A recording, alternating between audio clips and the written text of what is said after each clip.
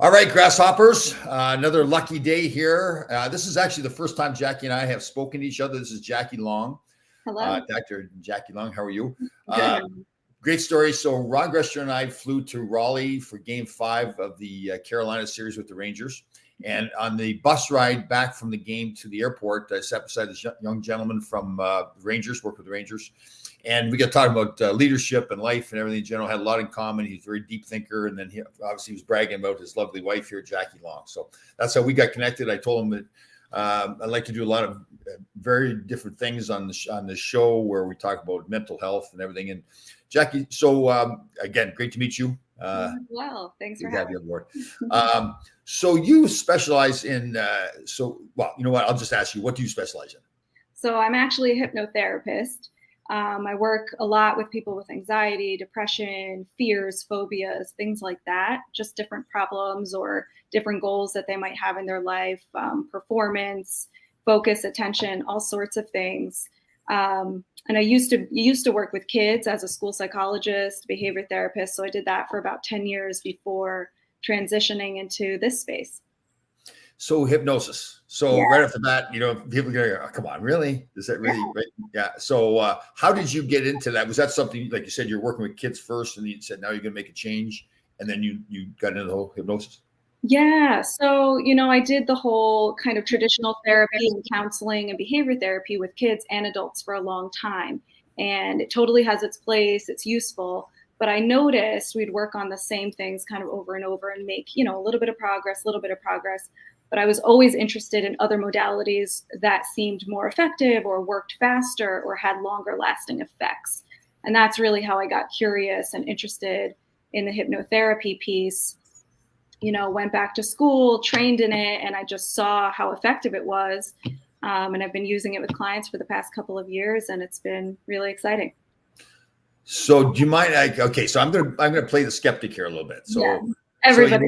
Yeah, right.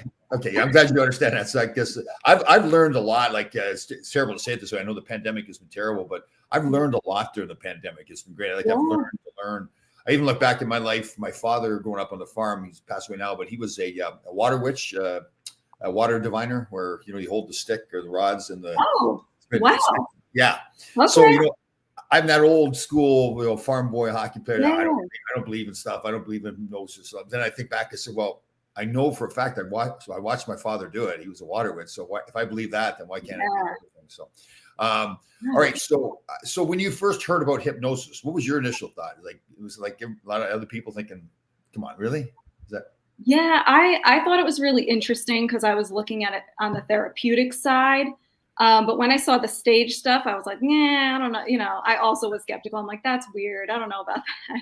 Yeah. So I don't do stage hypnosis. That's like for entertainment purposes. But therapeutically, it's very different. It's very interesting. I think a lot of people, our thoughts around hypnosis are what we see on TV and movies, which is not how it really goes. So it makes sense that people find it kind of odd. Right. All right. So I come to, let's say somebody comes to you, I'll come to you. I've got some mental health issues, some anxiety. I come to you. Is it like, is that what you use all the time with people, or is it just when you need to use it, you use the hypnosis?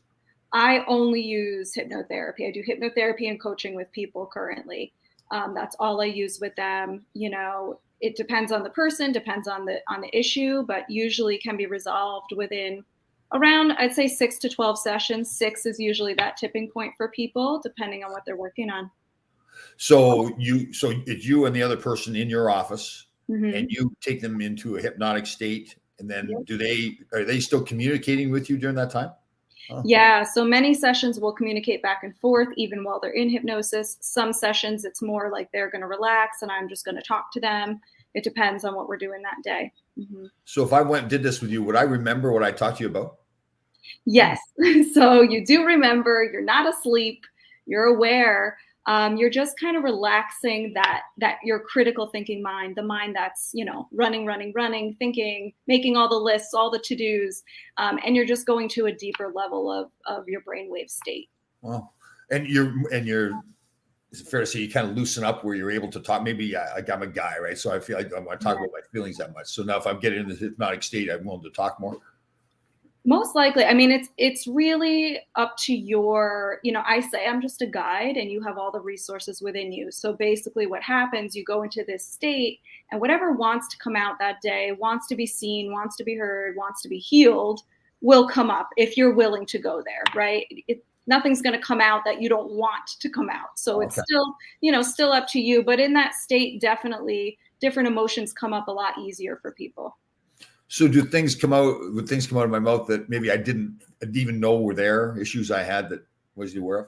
Potentially, yeah, emotions might come up that you might say, wow, that's been, suppressed for a long time or kind of hidden away. I didn't even realize that connected to what I'm dealing with now. That may Huh. happen. Right. So again, it's not like, you see in the movies or whatever, they're passed out and they're babbling away talking about things. It's not, you're not passed out. No, no. But that is interesting though, right? Because that is perception. Like I'm sure some of your patients, right, when they first come to you, they're like, really, you want to do that to me? Yeah. Absolutely. I do consults with everybody first. And a lot of people who, even if they're interested in doing it, will have those questions and those fears and kind of obstacles. And that's natural, right? We're humans, we want to feel in control. And the way they, pose it on TV, it looks a little bit like you don't have control, but you do. Right. Again, for anybody that's just joining us right now, this is Jackie Long. I met her husband on the bus in Raleigh, North Carolina. He works for the New York Rangers, and we got talking. Him and I got along great, and we got talking about just life in general and leadership. And he was talking about his beautiful wife, Jackie, here. So I said, "Listen, I'd love to have her on a show." So this is the first time Jackie and I have even talked to each other face to face, which I like it that way. So you guys out there get to know her at the same time I do. So. So Ron Jameson's a follower. He's a veteran too, and a lot of interesting topics: sewing, fashion, show. Actually, I do. I actually do. I do a cooking show. Oh, you do? Cool. Yeah. So at the start of the pandemic, I have a condominium. I had a back deck with the propane tanks for barbecue and everything. So I was just goofing around one day, being typical goof that I am sometimes, and I was pretending I was working out with the propane tanks, and I would video it, post it on Instagram and Facebook. Then I started the next week. I would get pictures of former teammates and tape them onto the propane tanks as it was working out. And it built and built. And I was putting pictures up on the wall outside of my deck. And it rained one day, so I took all the pictures and put them on my kitchen cabinets. And then I cooked that day. So it's evolved from there now, where at one point I had like about 40 pictures. So I was always adding pictures to it. And my cooking got better and better. And I was getting critiqued by the people that follow me. So I had to learn to plate it properly and get the proper pictures. Wow, that's amazing. I'm quite proud of myself now. I think I'm doing a book right now. It's kind of a motivational book, or it is a motivational book. I think the next book may be a cooking book. So we'll see. There you go. I like it. Jack of all trades. Yeah, it's turned into that. That's what I said before. Like that's really why I wanted to get you on here, is really talk about the whole mental health world. Obviously, you're specialized in hypnosis, but just in general, like I found like a lot of people, since I do a lot of stuff online now, are coming to me that really down, like, a lot of stuff, the pandemic, prices of food, gas, everything's going on. So is that what, when people come to you, are they looking for help in that regards, and more like specific a mental health issue? It's a variety, but I can tell you across the board, anxiety and depression the past couple of years around everything that's gone on in the world has definitely increased. Right. And people just need support. They need help. And also the awareness now around mental health being, something that, hey, you can go get help and you can talk about it. It's out there more. It's not as taboo, which is great, because you know what? We all are human and we all have things we need support with. Yeah, that is the big thing, right? Just the ability to understand that, listen, there's nothing wrong. Like if you break your leg, you got something wrong, you'll get it fixed, right? So if you have mental health issues, same thing, right? Yeah. Absolutely. And it depends on the different time of your life, right? Like things can change. You can be fine one week, the next week you're down, you need some help at this point in your life, you have something going on. Like you said, you break your leg, your leg isn't broken every day for the rest of your life. Right. And you go get it fixed. Same like mental health issue, you need to go get fixed. Right? Yeah. Yes, that stigma though, it's still there though, right? I mean, the stigma there a little bit. Yeah, I think it's definitely getting better, but definitely. And do you believe at all in medication, or like do you use hypnosis and that's it? I don't prescribe medication because I'm not licensed to do that, but I absolutely believe that, for some people, if that is something you need to help you, then by all means, right? Like you said, we go get medication for physical ailments. if you need help with, I don't believe in just taking medication and not working on on the issue. Definitely need to do both to get to a healthy place. Right. But there's benefit to it for sure. Do you deal with people with PTSD? Yes. Right. So I have a friend of mine that I met, similar to you. I met each other online.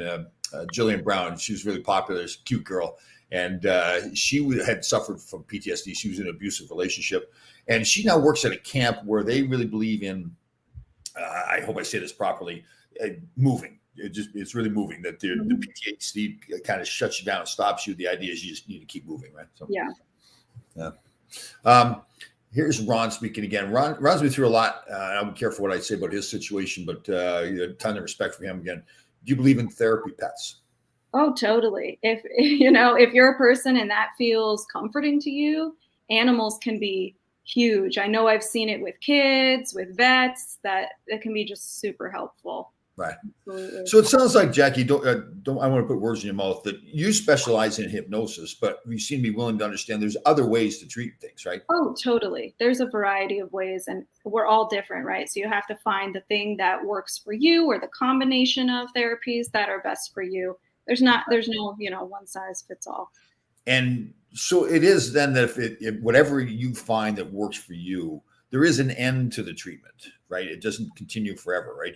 Whatever problems you have, you can have those healed and you can, and it depends, right? Sometimes it's a lifelong journey. Sometimes it's shorter. In terms of hypnotherapy, the therapy itself is designed to be not to go on forever. It's designed to be maybe a few months in length and to really pinpoint and heal your issue.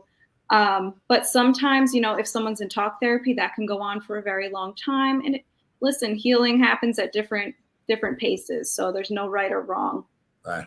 I'm going to put you on the spot a little bit. I think we spoke on the phone. I mentioned this to you. I've had a few friends now who have tried the toad poison and the mushrooms. The psychedelic. Yeah. And one gentleman actually, a friend of mine, is a former Navy SEAL, had an alcohol issue. And him and I got pretty close. He had to leave and go get treatment. And ultimately, I spoke to him probably about a month ago, and he did that treatment, I think, out in California. I don't think it's legal there, but somehow he got it done. And it seemed like a whole different person. But from what I understand, it's pretty extreme, right?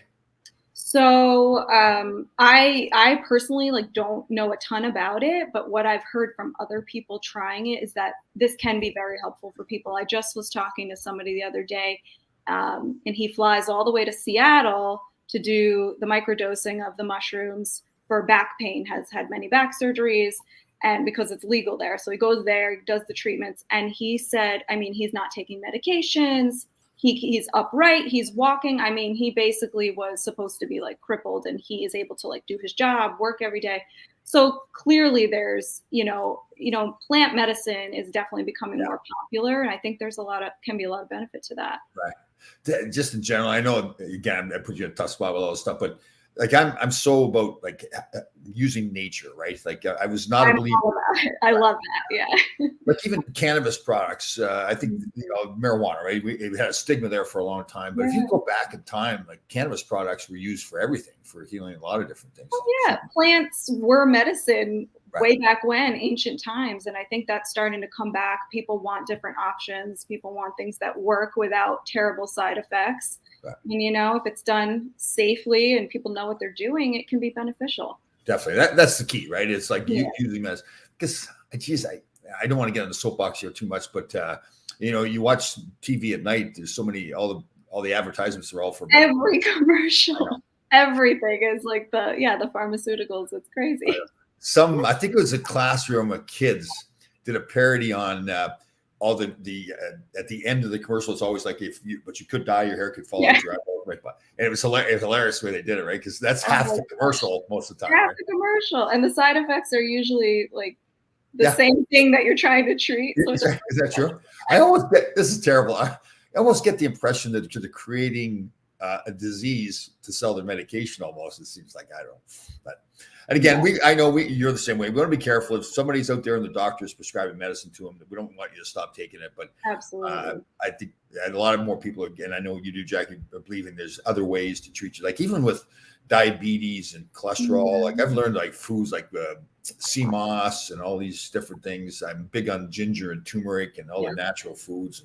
I used to get bad allergies, and now I take a liquid turmeric. I take a shot. I juice my own ginger, and I mix that with the liquid turmeric, and I take that every day. And allergy season now, I don't. I guess the turmeric's an anti-inflammatory, so it settles down nasal passage. I'm going to write that down for my allergies. There you go. Yeah, we're big into the natural health stuff too, as much as you can, Right. It's helpful. All right. Any opinion on aromatherapy? Yeah, I actually use a lot of essential oils just personally, for different things. Like if I'm feeling a little sick, I'll have certain ones that I'll, either put on the throat or the bottom of the feet, things like that. Let them go into the air. So it's definitely something that can help and can be calming. Got to be careful around certain ones around pets and babies and things like that. So just keep that in mind. But, if you like it, if it's relaxing for you, go for it. Right. So you obviously have to go to school for hypnosis, correct? Yes. Yes. So you have it sounds terrible. Do you have a degree in hypnosis? Is that? So it's a certification. They don't have degrees in it. It's a certification. I went out to New Mexico to school back in 2009, end of 2019, beginning of 2020. And they just do an intensive all day, every day, like 3-month program. So that's what I did out there. Mm-hmm. Okay. So again, I'm going to ask, I'm trying to picture myself sitting in your office getting hypnotized. Do you have music going, or is you talking me through it, or? Yeah, no music. So I just work directly with people. We talk first, we chat. I explain everything, the process, so you feel comfortable, answer all your questions. We talk about your goal. We do all this kind of assessment beforehand. And then I'll just guide you right into that relaxing state, and we'll take it from there. And at the end, we debrief, we talk about it, that kind of thing. And then I make my clients audios that they can listen to in between sessions. I do put music to those, but live sessions, I don't do music. Yeah. So it's audios of you speaking, guiding them through so they can go home and hypnotize themselves, so to speak? Yes. Oh, wow. Yes. Interesting. Can you do this online as well? I do, actually. I do all of my sessions virtually currently. Since the pandemic happened is when I started my business in 2020. So I just have been doing everything virtually, to be honest. Oh, is that right? Yeah. So how do people reach you then, Jackie? They find me online. My website is jackielonghypnosis.com. And usually you can sign up for a free consultation. We'll chat on Zoom, just like this, meet, see if it's a good fit, that kind of thing, and take it from there. And are you on Facebook and Instagram as well? I'm on Facebook and Instagram. Yep. Jackie Long Hypnosis. Have you got it on TikTok yet? I'm not on TikTok yet. I'm starting to. People are telling me that it's a new thing. I'm starting to try to use that. I don't think it's a whole lot different than Instagram or Facebook, but yeah. So what do you tend to? Is it older people now you're dealing with, younger people, mix, or? It's a mix. Mostly adults, but I do work with some children, some teens as well. So a good mix for sure. Right. So again, if somebody comes to you and says, "Listen, I'm feeling really down about myself. I have no self-confidence. Mm-hmm. Just life. I don't like my job. All these different things." So you can really get results, like to find the root of the problem and things you need to do to fix yourself. Is that? Yeah, absolutely. And that's the cool thing about hypnosis is you go underneath. We go to the root. We're not going to just like talk about the problem over and over and over again. Right. We're going to get to that root and like find the inner resources, find the healing. And once those like limiting beliefs are, healed and pushed out of the way and replaced basically with something that supports your goal, it becomes much easier. It becomes automatic for your mind to focus on where you want to go. Right. Because I find a lot of people coming to me now and wanting help, and it's more, so they've got something like very negative in their life. It's a relationship, job, whatever it is. And I try to say, okay, let's speak a different language. Let's not talk about all the negative stuff. What are we going to do to get out of it, right? And it's that hard part. They still tend to drift back towards being negative. Yes. Out of that. And that's so with the hypnosis that you get. So you're more finding the root of the problem instead of keep dwelling on all the negative stuff. Exactly. Because your language and, you being in a certain vibration, if you continue to talk about the problem, Yeah. yes, you need to talk about it, vent it, get it out, and don't hold it in. Be real with your emotions. But then let's focus on the solution and let's change the language, because if we're just continuing in the same language, we're going to keep the problem, right? Right. It's not going to go away. It's not going to change. And that can be hard for people in the beginning because we're so conditioned to talk about what we don't want and not what we do want. Isn't that true? Yeah. It's like the message you're sending yourself. You keep talking about the negativity all the time. I saw Selma Hayek. I never really viewed as a motivational speaker, but I saw a video of her recently, and she was speaking to somebody. The camera's just on her. And I hope I say this correctly, but she said basically, okay, if you don't speak Spanish, but I insult you in Spanish, it doesn't affect you, right? Because you don't understand the words. Yeah. I still insulted you, but she was saying, don't speak that language. Like, speak a language of positivity and everything. Don't speak all that. That makes sense. Yeah, I thought that was pretty cool. We said that, but it is tough sometimes, right? We, like you said, it's a negative world. Like watching TV. I said that's terrible to say. It isn't. News is very negative, you know. And you get around people. So here's a tough one. So let's say you've got somebody that's a friend of yours, who's been a friend for a long time, but they're very negative, and you're trying to have fun with them and everything, and you don't want to be rude to them, but it just drags you down when you hear the negativity all the time. Yeah, listen, that's a real problem, and that's tough, especially when you're a person that's trying to work on yourself, kind of raised to a different level. And the thing that's going to happen is either that person rises up to meet you or they fade away. But yeah, you can have a real conversation. If they're a good friend, be like, hey, listen, I'm trying to be in this place. I hear you. I understand you're having issues with this. Maybe I can support you. Maybe we can work on it. You know, but if you're around someone and you constantly feel kind of drained and dragged down, maybe you start hanging out with that person less. Maybe you find a way you can support them if they're open to it. But if someone's not ready, if they're not open for support, they don't want to change, then you just got to do you. Yeah, I know. Especially if you become one of those people that you're a sounding board almost. Everybody wants to come to you with their problem, right? Which is nice. It's nice that people think of you that way. But at the same time, that's not necessarily helping you all the time, right? You have to be able to create healthy boundaries for yourself too, right? While being a good friend, but you need boundaries for yourself too. There's a question here by Danny. Danny's fire today. He's watches a lot of the shows. Gets some great questions. Are there any positives with negativity? Does an athlete benefit more from getting yelled at and put down as opposed to being told that the team is rude? That's a great question. For me, when I coach, and both as a former athlete, I don't even know if it has to be a direct message that is sent to you that you're being relied on. It's how people react to you, how you're played in certain situations, and how people treat you. Yeah, I was never. Yeah, this was hard. Herb Brooks was our coach. He coached the 80 Olympic team, won the gold medal. He coached here with the Rangers for 4 years, and I was there the whole time. And I was one of his favorites. And he would come down to the end of the bench, and I'll use different language than he used. But when it was time to go on, like in a big situation in the game, I was a defensive player. When they needed me on there to do my job, he'd just come down to the end of the bench and kick me in the rear end and said, "Get the F out there." And that really was all I needed, because I knew the situation. He wanted me out there. He wasn't asking me if I was okay. He just wanted me out there. Yeah. So I think for me, it's that positive reinforcement that you're needed. It doesn't even have to be words. It's actions, right? Absolutely. Yeah. I think in situations like that, it can be a motivator. It doesn't always have to be bad. And I do think even, negativity, it shows us the contrast in life. By knowing what we don't like, we know what we do like, right? So I think there is a positive for that as well. So, do you ever deal with any athletes? I haven't worked with professional athletes with hypnosis. I bet that'd be interesting. That would be interesting. As much as I've heard people say sometimes, okay, the athlete loses confidence. They say, well, how can he lose confidence? He's making $10 million a year. Well, the $10 million doesn't matter. Somebody's losing their confidence, losing their confidence. Right. And there's got to be a reason why an athlete can be going along, being very confident, and all of a sudden he loses it. And through the hypnosis, I guess you could say, well, now let's get to the root of why you lost your confidence, right? Absolutely. It happens. I've worked with professional motivational speakers and people that do that for their job, who were confident. And then all of a sudden they're saying, I'm afraid of getting on stage. I'm afraid of talking to people. So I worked with stuff like that. And it's interesting how that can happen, even though it's your area of expertise, Interesting. That's very interesting. It's funny. I feel pretty good. I've always felt comfortable talking in front of people. I was a speech major in college. Oh, cool. Well, more because we didn't have to prepare for the class. We just got up and talked in front of everybody. So, but when I was in the hockey world playing, and then I was an agent for about 22 years representing players, I was always getting up talking in front of families and groups and that. So I felt confident. But when I became doing the motivational speaking, now you kind of had to shift things. You know, it wasn't like before it was professional and very humble. Now you're a motivational speaker. You need to draw people's attention. Yeah.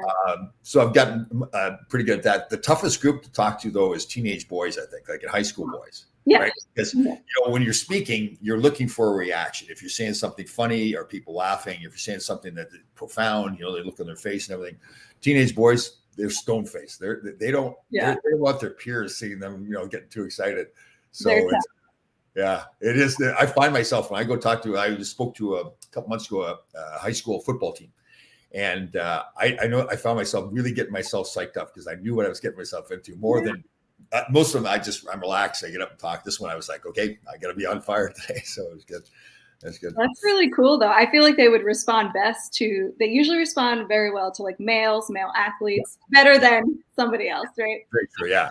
And, you know, I open up. What I've gotten better at, too, is opening up and telling some of the mistakes I've made in my past, which is something I wasn't willing to do before. But I realized people learn more from it, you know, to show them, listen, first of all, you're not going to be perfect. You're going to make mistakes. And then how do you recover from those mistakes after? So that's good. All right. So this is Jackie Long, JackieLongHypnosis.com. Correct? That's your website? That's it. And you can follow her at Jackie Long Hypnosis on Instagram and Facebook. Listen, love talking about this stuff. It's fantastic. And like I told you, but from the start, probably like a lot of people, I was like, come on, hypnosis. Like this, I really still, until you and I talked it through, I had this view that, you know, what was it? Matt Damon. Remember Matt Damon in the movie Good Will Hunting? Yes. He was getting hypnosis. So that's I had the vision of somebody's like waving the clock. It's always portrayed so like weirdly in the movies. Yeah. That's true. That is funny. You got a good sense of humor about it too. Like, you know that it's coming, kind of, right? So you have to, right? You have to. Right.